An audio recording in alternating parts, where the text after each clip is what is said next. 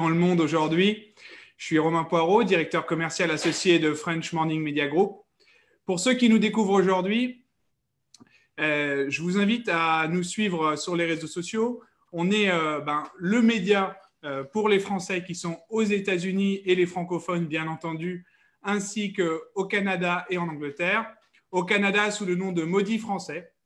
Je vous invite à nous suivre via Facebook, Instagram, Twitter ou LinkedIn ou directement à vous abonner à notre newsletter. Vous êtes plus de 100 à vous être inscrits aujourd'hui. Donc, vous remarquerez, bien sûr, vos webcams et micros sont coupés. Et puis, vous en faites pas, vous pouvez poser vos questions dès à présent, à la fois donc, sur Facebook Live.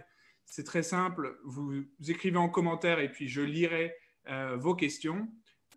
Ou sur le Q&A de Zoom si vous êtes timide. Et si vous êtes téméraire, cliquez et levez la main et puis posez-nous des questions en direct.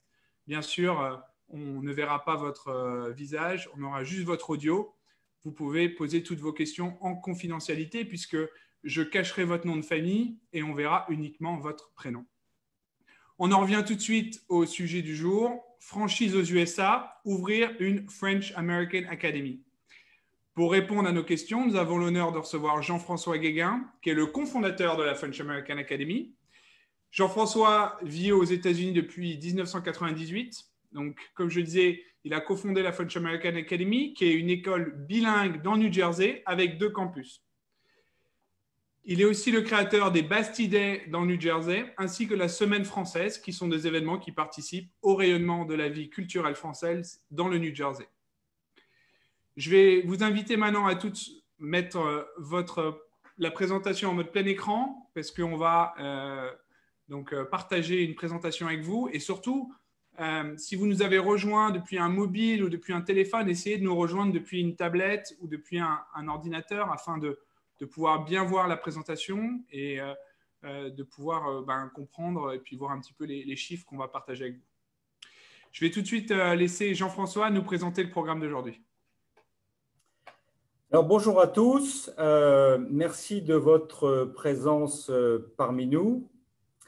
Donc, le sujet de cette présentation est la promotion de notre projet de franchise, ouvrir une école French American Academy aux États-Unis.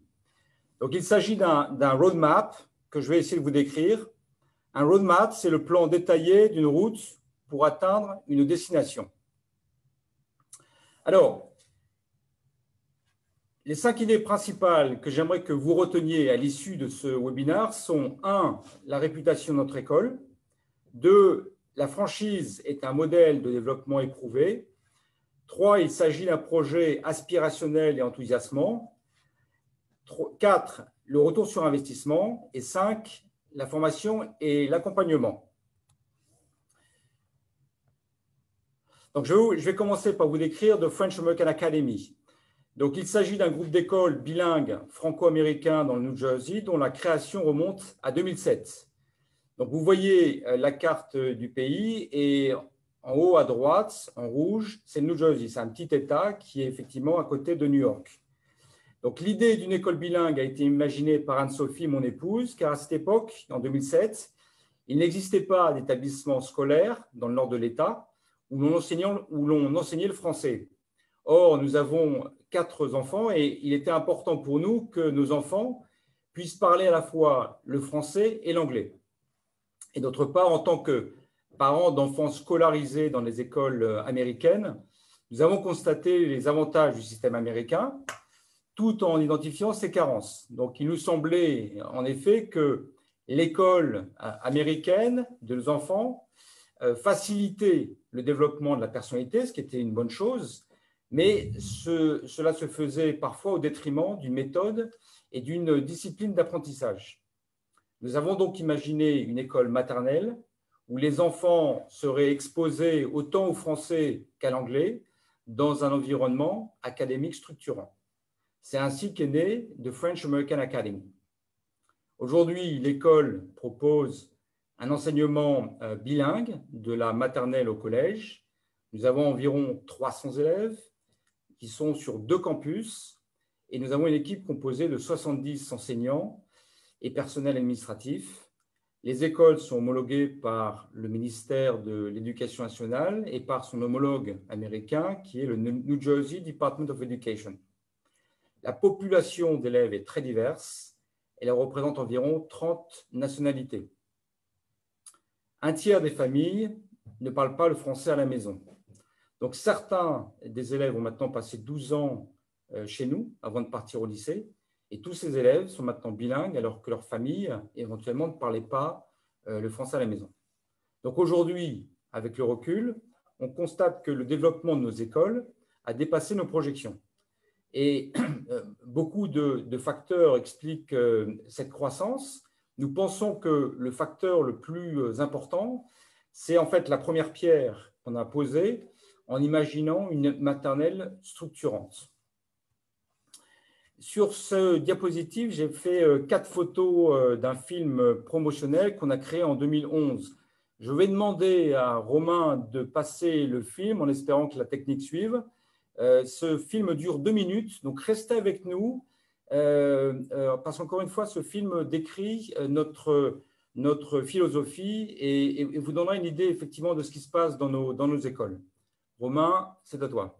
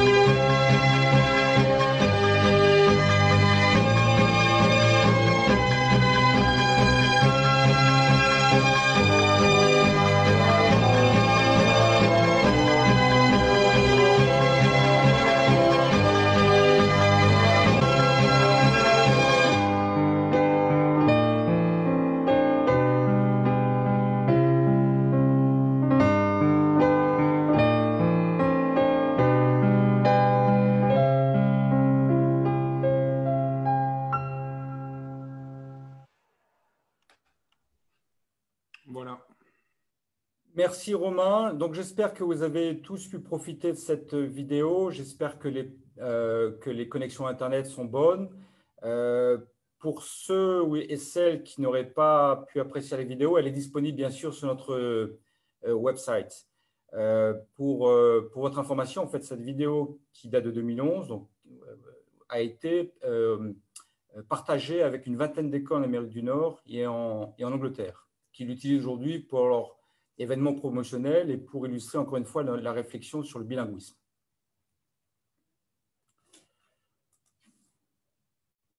Alors, la force d'un modèle. Alors, aujourd'hui, on constate toujours un besoin pour une éducation différenciée aux États-Unis. Et l'idée du bilinguisme a fait son chemin comme ce petit enfant qui pousse la terre. De nombreux articles en parlent régulièrement. Et régulièrement, nous sommes contactés par des parents qui nous demandent d'ouvrir une école quelque part aux États-Unis. Et en général, l'initiative vient de parents francophones. Donc vous-même, si vous avez des enfants et vivez aux États-Unis, vous avez peut-être pu constater qu'il y a un besoin pour une école maternelle là où vous vivez. Donc, nous souhaitons encourager l'ouverture d'écoles maternelles en offrant notre modèle qui a fait ses preuves, basé sur une méthode structurée d'apprentissage dans un environnement bilingue. Nous, on a une expertise en éducation maternelle et ce modèle est duplicable ailleurs dans le pays où, en fait, les maternelles sont souvent des garderies d'enfants. Les Américains, aujourd'hui, sont friands d'éducation différenciée, notamment dans l'étude des langues. L'apprentissage, comme vous l'avez vu dans la vidéo, l'apprentissage traditionnel des langues commence à partir de 12 ans au middle school et on constate que ce n'est pas suffisant. Alors que depuis des années, en fait, les médias se font l'écho des bénéfices du bilinguisme. Alors, bien sûr, il ne faut pas négliger le poids des stéréotypes, mais au cours des 22 années que j'ai passées aux États-Unis, moi, j'ai constaté souvent l'intérêt que les Américains ont pour le langage, pour la langue française. Alors, ce constat, il est vrai dans le New Jersey, mais aussi dans tout le pays. Aujourd'hui, il y a 54 établissements franco-américains qui sont membres de l'AEFE. C'est l'Agence de l'enseignement du français à l'étranger. Quand je parle d'expertise, je veux parler de méthode et de curriculum. Par exemple, nous offrons un ratio professeur-élève volontairement bas, car les classes nombreuses ne facilitent pas l'apprentissage. Et le curriculum, il est bilingue, il est progressif, il est ludique, il permet de résoudre les problèmes et on encourage les enfants à s'exprimer oralement, cadrés par des équipes bilingues. Donc, en bref, nous structurons la maternelle et nous exposons les enfants au français dans les classes de petite taille. C'est un cocktail gagnant. Alors, pourquoi le choix de la franchise? Alors, ouvrir des écoles, c'est génial. Mais nous ne pouvons pas le faire seuls. Nous avons besoin de partenaires. Or, le modèle économique offert par les franchises nous permet d'encourager et de guider l'initiative d'autres entrepreneurs éducateurs. Donc, la franchise aux États-Unis, c'est un modèle résilient. C'est aussi un formidable outil pour la reprise économique. C'est le modèle principal et prévalent dans ce pays. C'est aussi un modèle qui a très bien résisté à la crise du Covid. Pour rappel, il se crée une franchise toutes les 8 minutes aux États-Unis. La franchise, ça offre aussi un cadre légal qui protège à la fois le franchiseur et le franchisé. Le petit schéma du bas avec for-profit, non-profit est important et je voudrais effectivement développer pourquoi une approche capitalistique de l'enseignement. La démarche associative ou le financement par donation a montré ses limites. Le modèle not-for-profit est remis en cause face à la baisse des ressources qu'on a constatée depuis 2008. Et dans le même temps, les besoins de financement dans le monde éducatif sont réels. C'est les besoins de financement qui obligent les écoles à trouver des financements pour les ressources humaines, pour le bâtiment, pour les achats de computers. Donc, dans le même temps, l'éducation des enfants est devenue une des priorités majeures de la génération millennials et encore plus de la génération qu'on appelle Z, celle qui est née après 1996. Donc, c'est des générations qui sont demandeuses et exigeantes sur leurs choix et notamment la qualité de l'enseignement. À l'heure des médias sociaux, tout se compare et tout se commente. Une école, qu'elle soit privée ou publique, fonctionne selon les mêmes standards qu'une entreprise. Une école a besoin d'un fonds de roulement et d'une trésorerie saine et robuste pour financer les salaires et les autres charges fixes. S'il n'y a pas d'équilibre économique et financier, il n'y a pas d'école.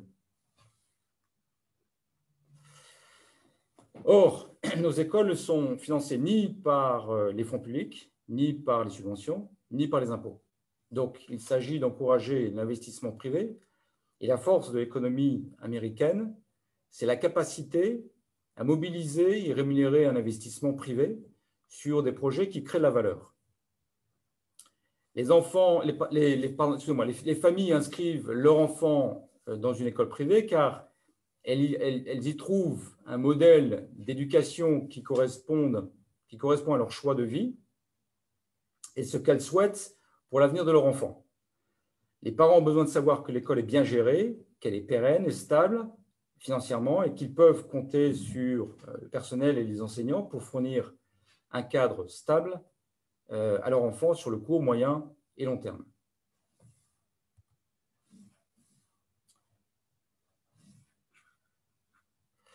Alors, quel profil recherche-t-on? Nous recherchons des partenaires qui peuvent être des entrepreneurs qui se passionnent pour l'éducation ou des éducateurs qui ont envie d'entreprendre. Il faut avoir un capital de départ, dont le montant dépend un petit peu du lieu, de la choix du lieu et de la qualité des locaux qui seront retenus. La nationalité du partenaire n'a pas beaucoup d'importance. Si bien sûr c'est un partenaire, un investisseur étranger, il devra obtenir un visa d'investisseur de type E2. Alors, par chance, les services de l'immigration américaine accordent plus facilement un visa d'investisseur à un projet d'entreprise de type franchise. Pourquoi? Parce qu'un tel projet s'appuie sur un modèle existant qui a fait ses preuves.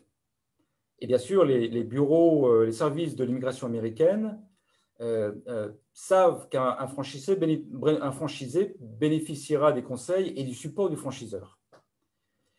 Donc, les mêmes services connaissent le taux de réussite d'une entreprise en franchise à 5 ans qui sont bien meilleurs que ceux d'une entreprise isolée. Donc, tous ces avantages sont supposés limiter le risque entrepreneurial et donc faciliter l'obtention du visa. Nous accueillons bien sûr les investisseurs déjà présents sur le territoire américain, qu'ils soient américains ou qu'ils aient une carte verte. La période actuelle du Covid est une période pivot où certains d'entre nous réévaluent leurs options. C'est une époque, comme on le sait, de grande incertitude pour les employés de corporate qui peuvent être tentés par l'entrepreneuriat. Alors enfin, il y a un profil de partenaire que nous accueillons avec enthousiasme. C'est ceux qui ont un projet familial commun aux deux conjoints. C'est d'autant plus vrai s'il faut scolariser des enfants en maternelle. Alors, on me dira qu'il n'est jamais facile de travailler avec son époux ou son épouse. C'est vrai, mais pour ceux qui le tentent, et j'en fais partie, c'est une magnifique expérience que je recommande. Alors, quelles sont les perspectives? En anglais, what's in it for you? Alors, d'abord, vous participerez à un projet structuré et enthousiasmant. Vous réalisez enfin votre rêve d'entreprendre. Vous le faites dans le monde fascinant de l'éducation et de l'enfance, c'est-à-dire que vous allez faire une différence dans la vie des gens et les enfants dans votre école se souviendront de vous dans 50 ans. Je vous le dis comme je le pense parce que c'est effectivement ce que je ressens quand je suis tous les jours dans l'une ou l'autre école du groupe. Donc, c'est une vraie aventure. D'abord parce que c'est une création d'entreprise, mais aussi, encore une fois, parce que ce n'est pas n'importe quelle industrie. Et rappelez-vous que les parents qui nous confient leurs enfants, ils nous confient ce qu'ils ont de plus précieux. Alors, vous êtes totalement autonome. Bien sûr, si vous avez besoin que l'on vous dise ce que vous ferez demain, ce projet n'est pas pour vous. Au contraire, c'est un projet qui encourage l'initiative, la créativité, l'imagination, mais autonomie ne veut pas dire isolement. Toutes les équipes de French American Academy, du Head of School, la directrice de la maternelle, la responsable des programmes extrascolaires, la directrice des admissions, le directeur de la communication, la directrice administrative, moi-même bien sûr, on sera là pour vous aider. Et je resterai votre principal interlocuteur. La franchise vous permet de gagner du temps par rapport à une entreprise isolée où vous devez tout apprendre par vous-même ou alors payer les services des avocats, des comptables, des consultants pour comprendre comment ça marche. Donc, il est important de noter, bien sûr, pour les gens qui ont un projet d'émigration, que ça facilite l'immigration aux États-Unis dans de bonnes conditions Ça permet de mettre toutes les chances de son côté. Enfin, vous aurez un retour sur investissement et autant les perspectives financières d'une entreprise, si elle est bien gérée, que des sentiments plus qualitatifs comme la joie, la fierté, la satisfaction de faire une différence dans la vie des enfants. Alors, cette diapositive, je l'ai intitulée « Begin with the end in mind ». C'est une citation d'un auteur américain qui fait référence dans le monde de l'éducation qui s'appelle Stephen Covey. Alors, qu'est-ce que ça veut dire? Commencer un projet avec la fin en tête veut dire commencer avec une idée claire de votre destination. Cela veut dire que vous savez où vous allez, vous savez où vous êtes maintenant et vous savez que les étapes successives sont autant de pas dans la bonne direction, autant de pas qui vous rapprochent de votre destination. Quand on crée une entreprise, il est possible d'être occupé, très occupé, mais de ne pas être efficace dans le cheminement qui vous amène à cet objectif.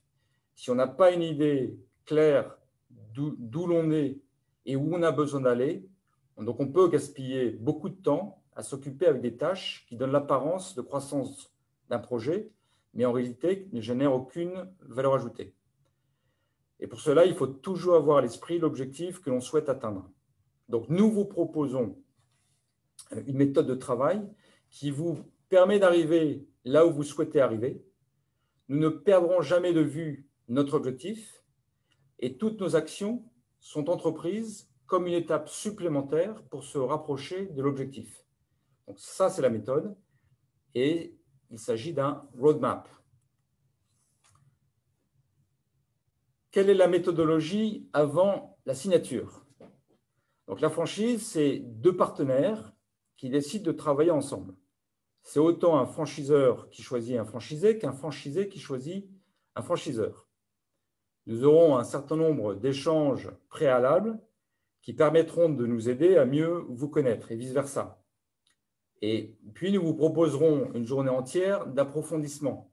Ce sera un parcours de découverte au cours duquel les partenaires prospectifs sont invités au sein de nos écoles au cours d'une journée qu'on appelle le Discovery Day Process.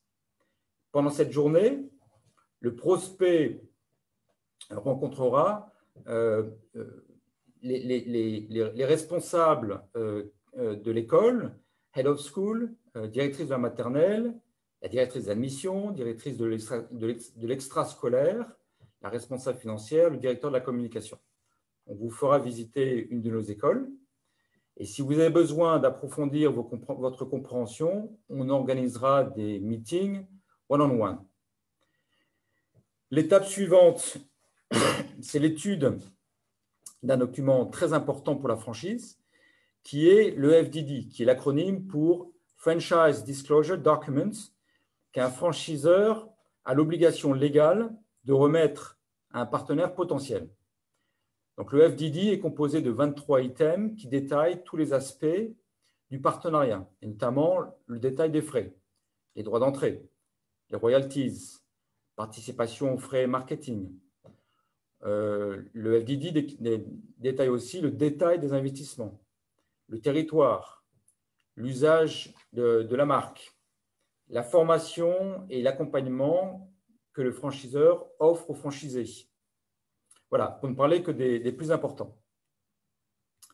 Alors, ça, c'est une diapositive que j'aime bien parce qu'on commence par se serrer la main, c'est la signature du contrat, nous allons travailler ensemble, nous sommes motivés par la même ambition, construire et opérer une école.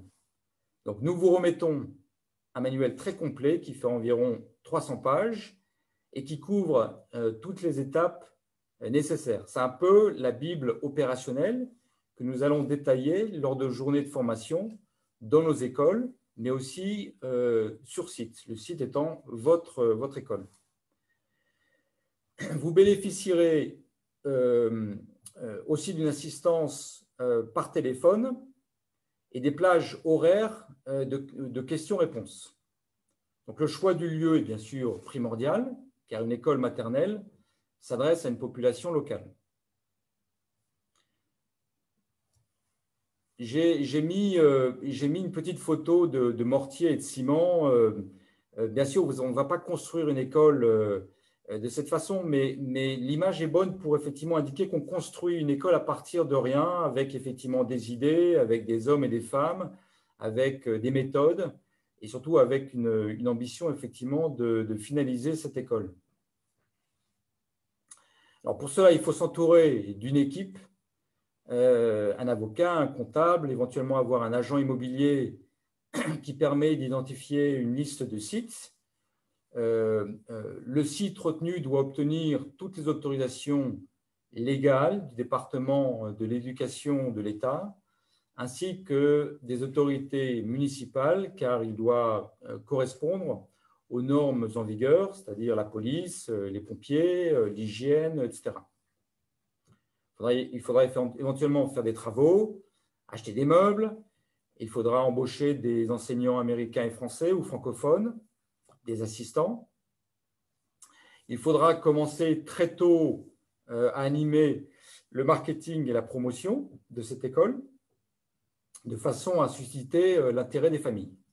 C'est là où le poids de la marque et de notre communication aura un impact. La communication et le marketing vont susciter des demandes d'information de la part des familles et on devra transformer en application cet intérêt et ultimement en inscription.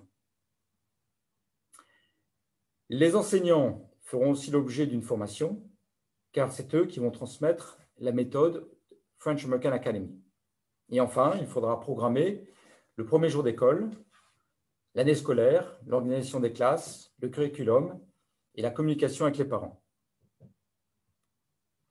Alors, je vous ai indiqué ici un petit timeline. Je vais écarter nos photos. J'espère que vous voyez tous bien. Donc, c'est un processus qui peut prendre 12 mois, mais qui peut être aussi plus court, si la localisation et le local ont déjà été identifiés. C'est une période qui va être très dense. Donc, je vous ai préparé un exemple de chronologie sur 6 périodes de 2 mois. Chaque période correspond à une tâche principale indiquée donc par segment. Mais en tant qu'entrepreneur, vous savez que vous devez être multitask. Vous allez jongler avec les différentes casquettes. Donc, bien sûr, cette chronologie, elle est schématique. Elle sera plus complexe dans la réalité. Donc, plus on s'approche, donc on part bien sûr de gauche à droite, et plus on s'approche du terme, plus les tâches s'accélèrent, plus la tension monte, ce qui est symbolisé par l'élévation des tâches vers la flèche centrale du schéma. Et dans le même temps, vous complétez les actions les unes après les autres, symbolisées par le passage des couleurs de rouge à vert. Voilà, j'espère que ce n'est pas un schéma trop complexe. Donc, la première période, elle est mise à profit pour rechercher le bâtiment de vos rêves. Cela peut être l'école paroissiale du quartier qui cherche un locataire, ou alors un magasin vide de ses occupants, ou alors une maison avec un grand jardin qui ferait une magnifique cour de récréation. Vous négociez les termes et vous signez un bail. Après, la période suivante, vous rénovez vos locaux et passez vos premières commandes. Vous estimez vos charges et vos revenus en fonction des inscriptions elles-mêmes, en fonction de la superficie de l'école. Vous faites des projections de cash flow et vous finalisez votre financement. Pour la troisième période, vous développez des actions de marketing et la communication. Vous vous faites connaître localement. Vous identifiez les influenceurs locaux et plongez allègrement dans le monde merveilleux des médias sociaux. Donc là, c'est à ce moment-là que les algorithmes de Google n'ont plus aucun secret pour vous. Pendant la quatrième période, vous vous attelez au recrutement de vos équipes qu'il faudra bien sûr former. Là, vous allez pouvoir exprimer toutes vos qualités de leadership. En période 5, vous accueillez les premiers fruits de la campagne de communication. Vous allez gérer donc les applications, les visites de parents et enfin les inscriptions. Première joie, premier succès. En sixième période, vous préparez les classes avec les enseignants, vous préparez les emplois du temps, vous assignez les enfants dans les classes vous projetez les 10 mois d'année scolaire et vous êtes fin prêt pour l'action principale qui est la rentrée des classes.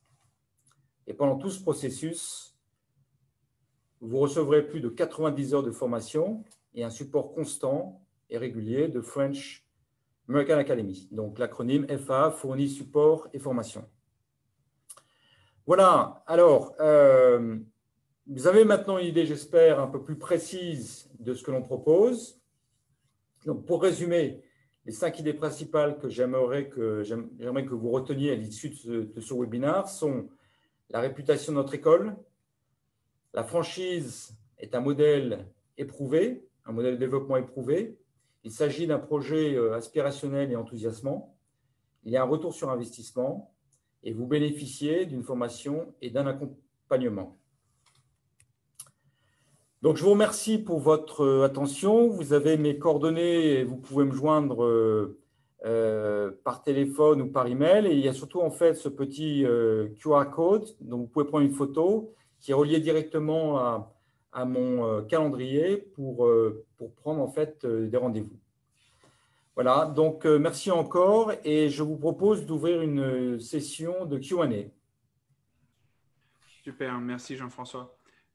Si tu peux juste remontrer le QR code. Donc, c'est comme dans tous les webinaires French Morning. Donc, on propose, si vous souhaitez prendre rendez-vous directement avec l'intervenant dans les prochains jours, vous prenez votre iPhone, vous passez dessus avec votre appareil photo. En haut de l'écran, il y a un petit truc qui pop-up. Vous cliquez dessus et ça vous envoie directement sur le calendrier de Jean-François. Eh ben, c'était efficace, Jean-François. On a tout fait en une petite demi-heure. C'est magnifique. Donc, on avait quelqu'un qui a levé la main. Rochelle, je crois qu'il y a une question. Donc, on va essayer de lui donner la parole. Rochelle, est-ce que vous arrivez à activer votre micro?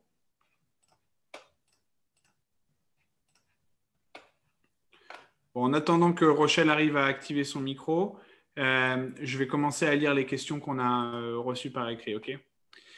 Jean-François, est-ce que tu peux nous dire combien ça coûte environ? Quel est l'investissement pour ouvrir une French American Academy aujourd'hui? Alors, c'est bien sûr une question très importante. Il faut compter minimum 100 000 $. Et c'est un minimum, mais ça peut bien sûr être plus important que ça. Et avec les 100 000 $, vous allez financer les droits d'accès, mais aussi, par exemple, le bail du bâtiment et les premiers achats d'investissement comme les ordinateurs ou les meubles nécessaires, bien sûr, dans les classes. OK, merci. Est-ce que tu peux nous en dire un peu plus sur où est-ce qu'on peut trouver ou ouvrir une école, en fait? Alors, on peut ouvrir des écoles partout. Ça dépend s'il y a des enfants. C'est en fait la présence des enfants qui ont besoin de maternelle qui justifie la présence d'une école. Maintenant, trouver un bâtiment, ça se fait par le bouche à oreille, ça se fait par les réseaux sociaux. On peut aussi embaucher un agent immobilier. Aux États-Unis, ce qui est bien, c'est que les agents sont financés par le propriétaire du bâtiment. Donc, en fait, ça ne coûte rien aux futurs locataires, aux tenants, d'embaucher un agent. C'est ce que je vous recommande de faire. OK, merci. On a des petits commentaires. Donc, Vivienne qui nous dit que le prix du bail varie beaucoup d'un État à un autre. C'est exact. Et puis, on a Patricia qui nous redemande how much working capital should be budgeted to break-even point? Alors, Patricia, do you wish that we answer in English or on peut dire en français? Patricia va nous répondre. Either. Alors, on va continuer en français comme on a démarré. Alors, le fonds de roulement est bien sûr fonction de beaucoup d'éléments. Donc, ce serait un peu une gageure de répondre maintenant sur un sujet aussi spécifique. Encore une fois, ça dépend du local, la taille du local. Donc, nous, on cherche à ouvrir des écoles qui font entre 50 et 100 enfants. Et Et si vous considérez qu'on peut allouer, par exemple, 100 square feet, c'est-à-dire 10 mètres carrés par enfant, voilà, on parle de 5 000 à 10 000 square feet. Et bien sûr, en fonction de la location, que ce soit New Jersey, New York ou Kansas City, comme ça a été mentionné, le bail sera différent. D'autre part, il faut savoir qu'aujourd'hui, l'économie étant ce qu'elle est, il y a possibilité on a un levier, nous, en fait, locataires, par rapport aux propriétaires, dans le cadre des négociations. Beaucoup de locaux sont actuellement vides. Malheureusement, beaucoup de commerces sont fermés. Il y avait déjà une compétition très forte, en fait, du commerce en ligne, qui a eu un impact sur le commerce de détail en magasin. Mais en plus, effectivement, avec la crise du Covid, malheureusement, des gens ont fermé la porte. Donc, c'est plutôt un marché qui est favorable pour qui veut effectivement chercher des locaux. Donc, encore une fois, le fonds de roulement est fonction d'un certain nombre de choses. Moi, ce que je vous propose, ceux qui sont intéressés, prenez rendez-vous avec moi sur mon calendrier et on pourra discuter plus précisément si vous avez une idée précise. Ok, parfait. On a une question d'un auditeur anonyme qui nous demande avez-vous une région particulière que vous visez dans le New Jersey? Alors, donc nos deux écoles sont situées à New Milford, Bergen County, et à Jersey City, Hudson County. Donc, tant qu'effectivement, alors bien sûr, dans une franchise, on définit des territoires, on ne veut pas ouvrir plusieurs écoles qui vont se concurrencer. Donc, le New Jersey n'est pas un grand État, mais suffisamment vaste pour voir éclore d'autres écoles. Je pense notamment à Montclair, Ridgewood, mais on peut même en fait trouver des opportunités à Hoboken. Donc, si ça vous intéresse, on peut en parler. On a d'ailleurs effectivement un projet clé en main, si je puis dire, à Hoboken. Donc, encore une fois, il y a suffisamment de place dans New Jersey, à New York, dans le Tri-State pour ouvrir d'autres écoles. Ok, merci. On a une question qui est acceptez-vous des partenaires qui ont déjà une petite école? Oui, c'est possible. On peut effectivement imaginer créer un partenariat avec une école existante dans la mesure où cette école effectivement porte nos couleurs. Alors, il y aura effectivement, c'est un type de franchise différent, mais qui répond aux mêmes règles du partenariat. Mais bien sûr, au contraire, je dirais, j'invite les écoles déjà existantes à nous rejoindre dans ce partenariat parce qu'il y a déjà une courbe d'apprentissage qui va forcément faciliter les choses. Ok, magnifique. On a une auditrice qui nous demande la Caroline du Nord. Est-ce que, Jean-François, penses-tu que c'est un État, une région où on peut ouvrir encore des écoles franco-américaines? Écoutez, moi j'ai pas de contre-indication aucune sur aucun État. Encore une fois, c'est la présence des enfants, c'est la présence. Alors, il faut plusieurs ingrédients. Il faut quand même une population locale, désireuse, enfin qui est intéressée par le bilinguisme. Donc, on retrouve dans cette population plutôt des gens qui sont déjà exposés soit à l'international, soit aux langues. Il faut, alors bien sûr, vous l'avez compris, hein, les écoles, mais c'est le cas de la plupart des maternelles aux États-Unis. Les maternelles ont un coût. Il y a quelques programmes qui sont gratuits, du style programme Abbott dans le New Jersey. Et donc voilà, il faut qu'il y ait une population qui soit exposée internationale, qui ait les capacités de payer une scolarité maternelle pour les enfants. Après, Caroline du Nord, Caroline du Sud, on accepte tout, hein, il n'y a pas de problème. Ok. Il y a Catherine qui commente en me disant que Riley serait une bonne zone avec une communauté d'expatriés localement. Bien sûr. Encore une fois, Euh, l'ouverture d'une école, excuse-moi Romain, je te coupe, mais ouais. l'ouverture d'une école, c'est surtout en fait je dirais le leader qui est derrière ça. C'est-à-dire, est-ce qu'il y a à Riley ou ailleurs un homme ou une femme ou un couple qui souhaite effectivement s'investir dans cette aventure? Si c'est le cas, parlons-nous, parce qu'il y a certainement effectivement des choses à échanger. Ok, super. Euh, donc, on voulait te demander aussi combien ça coûte à peu près donc une scolarité pour les parents qui veulent mettre leurs enfants dans une des French American Academy et combien ça pourrait coûter en fonction des États, tout ça. Donc, la scolarité dans nos écoles maternelles de New Jersey est de l'ordre de 21 000 dollars à l'année. Et ça, c'est en fait propre à nos écoles de New Jersey.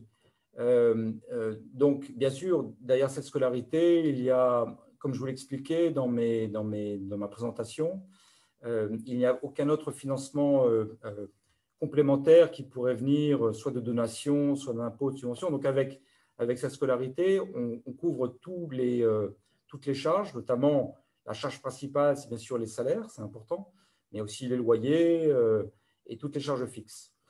Quelle serait la scolarité dans un autre État? Encore une fois, ça évolue. Il faut prendre en compte ce que font les écoles alentours. Il faut prendre en compte, encore une fois, le coût des loyers. Voilà, c'est différentes choses. Mais gardez ça à l'esprit.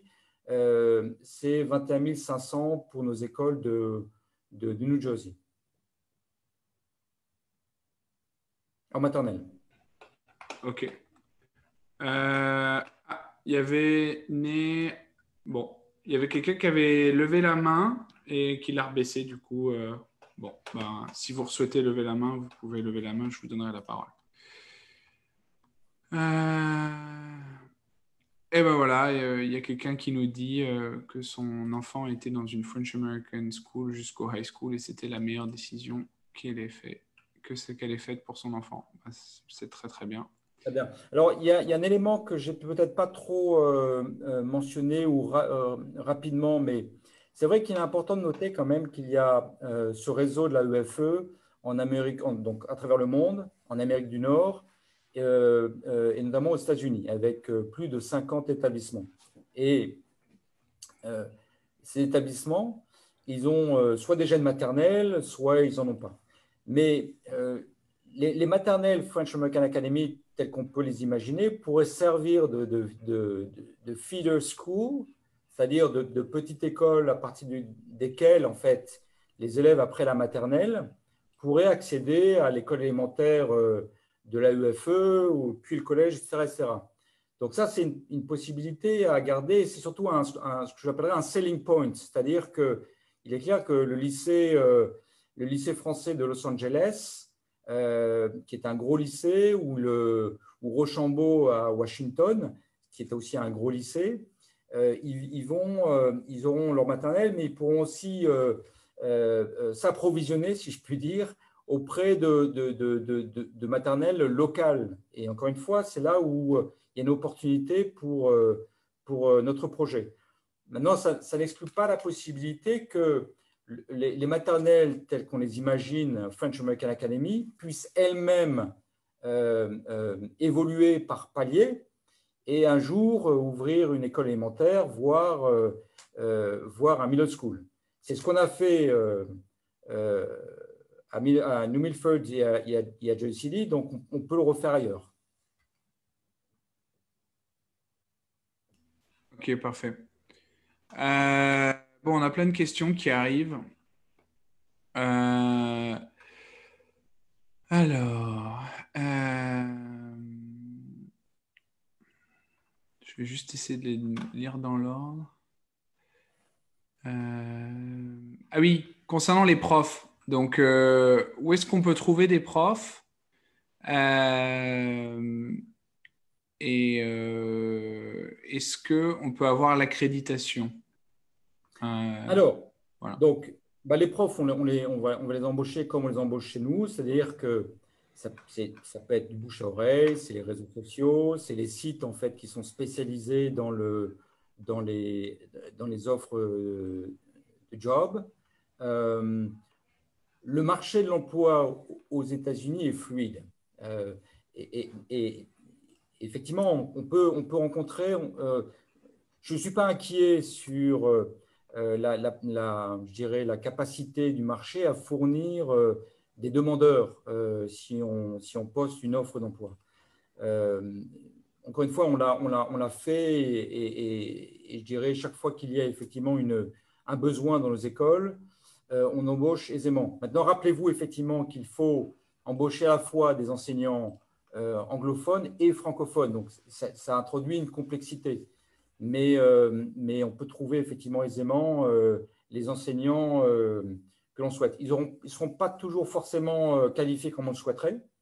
Donc, tu me posais la question de l'homologation. Donc, les écoles maternelles ne sont pas homologuées tout de suite. Elles peuvent espérer l'être. L'homologation est un processus qui prend du temps. Et il est certain qu'une fois l'homologation acquise, c'est une porte ouverte et une façon effectivement d'accéder à un pool d'enseignants, notamment les enseignants français qui viendraient de France et qui viendront effectivement sous visa.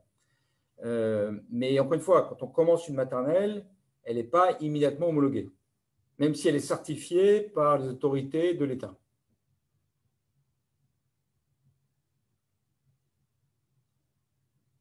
OK. Et on a une question d'un auditeur anonyme qui nous demande: pouvez-vous confirmer le nombre d'enfants dans une école French American Academy? Et est-ce qu'il y a des bénéfices ou des avantages fiscaux concernant les impôts aux États-Unis? Vaste sujet. Alors, le nombre d'enfants dans les écoles est fonction en fait de la superficie, donc fonction du nombre de classes. Sachant que dans les classes, comme je vous l'expliquais dans ma présentation, on privilégie un ratio professeur-élève qui est bas. Donc, en maternelle, en toute petite section par exemple, on a 6 enfants pour un enseignant. Donc, 12 enfants, 2 enseignants. Donc, c'est toujours des ratios bas qui facilitent l'apprentissage. Après, c'est fonction bien sûr du nombre, de la superficie du bâtiment. Je vous parlais effectivement d'une fourchette qui va entre 5 000 et 10 000 square feet. Voilà, si vous avez 10 000 square feet, vous aurez 2 fois plus d'enfants, grosso modo, que si vous avez 5 000 square feet. Concernant les avantages fiscaux, là, je vais botter en touche et je vous recommande de contacter un expert fiscal pour répondre à vos questions. Jean-François, il y a une autre question d'un certain Quentin qui nous demande: est-ce que ce projet peut être porté par une équipe d'entrepreneurs tout aussi bien que par un seul entrepreneur solo fondateur, puisque toi, tu as démarré, je crois, avec ta femme ce projet? Moi, je pense que l'idée principale, c'est que l'entrepreneur ou les entrepreneurs doivent être motivés par l'éducation. Il faut avoir cette fibre entrepreneuriale et la passion pour l'éducation. Après, on peut avoir plusieurs individus, il n'y a aucun problème. Il peut y avoir un partage des tâches. Au contraire, je pense que c'est une bonne idée. Je dirais, encore une fois, la marque de fabrique de la franchise, c'est de ne pas isoler l'entrepreneur. Donc, il fait partie d'une communauté déjà existante. Donc, on peut pousser effectivement plus loin en considérant que l'entrepreneur est déjà partenaire avec d'autres. Encore une fois, il n'y a pas de, rien ne s'y oppose.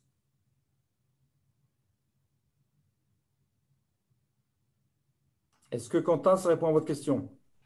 Il a dit merci. Très bien. Parfaitement. Parfait. est-ce que tu peux nous redonner quelques infos sur quelle est la taille du nombre d'élèves maximum par classe en fonction des enseignants? Et aussi, est-ce que tu peux nous parler est-ce que tu vas aujourd'hui de la maternelle jusqu'au bac? Alors, nous, nos écoles, on va de la maternelle jusqu'au collège français, c'est-à-dire le middle school. On ne fait pas le lycée. Donc, en fait, on couvre 12 années de scolarité, ce qui est déjà très bien. En fait, ça donne une perspective, bien sûr, aux parents qui inscrivent leurs enfants chez nous. Encore une fois, je parlais de stabilité, de pérennité, et c'est ce que les parents chez nous apprécient. Et c'est vrai que c'est toujours très émouvant chaque année au mois de juin de diplômer des élèves qui sont là depuis la maternelle.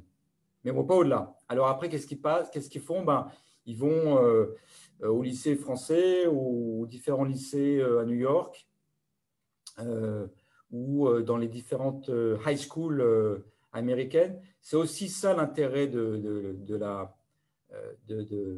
l'éducation bilingue, c'est que, homologuée bien sûr, c'est que ces enfants, ils peuvent choisir soit de partir dans un enseignement français, soit de rejoindre un lycée américain, high school.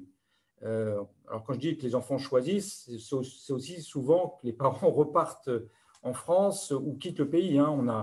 On a une population d'expatriés qui n'est pas majoritaire, mais qui existe.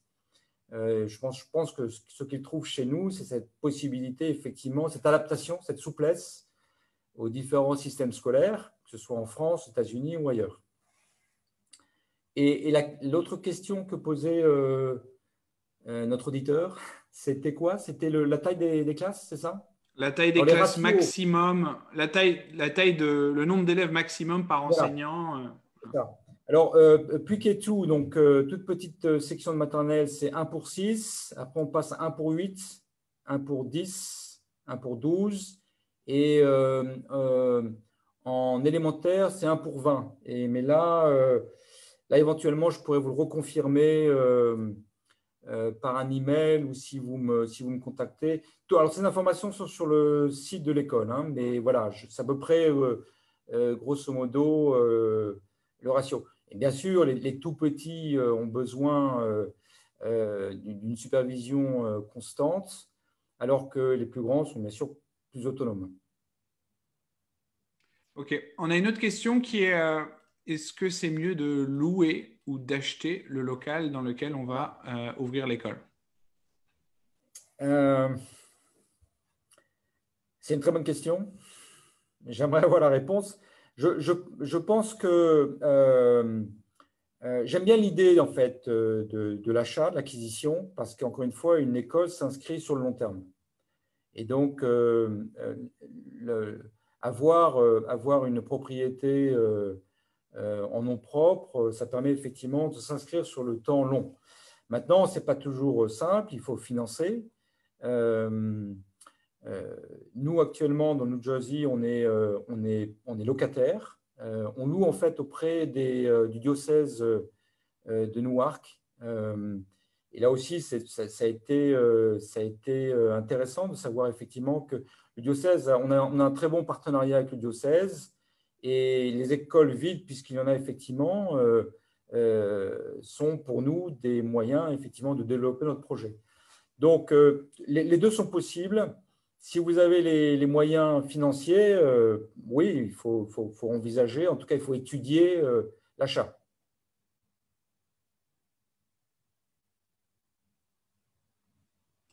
Ok, super.